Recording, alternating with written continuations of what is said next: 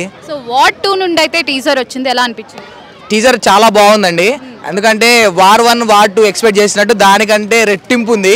ఆ action scenes కానీ ఆ క్లైమాక్స్ సీన్స్ కానీ భారీ బడ్జెట్ మూవీ పెట్టినట్టుంది. ఎందుకంటే RRR తర్వాత మన ఎన్టీఆర్ అన్నని ప్యాన్ ఇండియాలో చూస్తున్నాం కదా.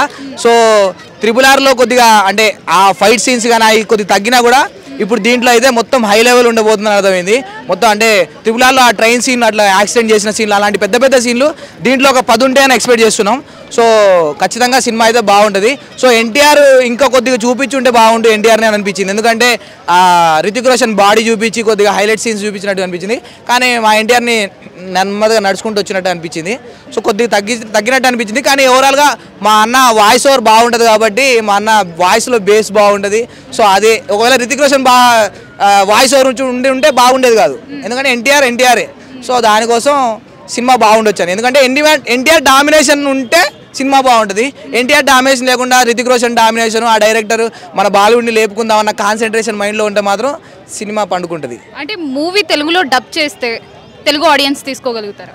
తెలుగులో డబ్బింగ్ ఉంటుంది కదండి, ఖచ్చితంగా డబ్బింగ్ ఉంటుంది. ఎందుకంటే మూవీ కదా, బాలీవుడ్ మూవీ అయినా ఏముండని ఎన్టీఆర్ ఉన్నాడంటే టాలీవుడ్డే, తెలుగు సినిమానే. అది లేకపోతే అసలు హిందీలో ఉండి తెలుగులో లేకపోతే హిందీలో కూడా బ్యాన్ అయిపోయింది ఆ సినిమా.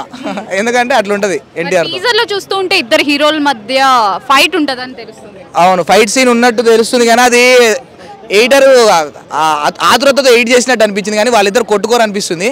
ఒకవేళ కొట్టుకుంటే మాత్రం ఎన్టీఆర్దే పై చేయి ఉంటుంది. మరి ఆ మూవీలో మొత్తం చూస్తుంటే టీజర్ మొత్తం ఫైట్సే కనిపిస్తున్నాయి. మరి ఫైట్స్ మొత్తం మూవీ మొత్తం ఫైట్స్ ఉంటే తీసుకోలేరు కదా. వార్ 1 వార్ 2 వార్ 3 అన్ని ఫైట్ సీన్సే ఉంటాయి. పాకిస్తాన్ టెర్రరిస్టులు వాళ్ళని కొట్టడం ఇదే ఉంటుంది సీన్ మొత్తం. దాంట్లో అది వెళ్ళాలి, ఆ సినిమాకి మనం స్టోరీ కోసమో లేకపోతే దాంట్లో ట్విస్ట్ల కోసమే మనం వెళ్ళొద్దు. ఆ ఫైట్ సీన్స్ కోసం అవెంజర్స్ లెక్క ఇంగ్లీష్ పిక్చర్ లెక్క ఉంటుంది ఆ cinema. So fight scenes, climax scenes, Avenger infinity war ఈ టైప్లో ఉంటుంది కాబట్టి మనం దాన్ని చూసి ఎంజాయ్ చేయొచ్చు. ఎందుకంటే బాలీవుడ్ వాళ్ళు కూడా అదే చూస్తున్నారు కదా. మరి పుష్ప ఆర్ సలార్ లాంటి రికార్డ్స్ ఏమైనా బ్రేక్ చేయొచ్చు ఈ మూవీ? అంటే అది వేరే సినిమాలు, అవి మంచి బాహుబలి కానీ పుష్ప కానీ అవన్నీ స్టోరీ మూవీస్. అవి అంటే స్టోరీ ఉంటుంది, మెయిన్ కాన్సన్ట్రేషన్ స్టోరీ, హీరో కింద నుండి పైకి ఎట్లా వచ్చాడు అట్లుంటుంది.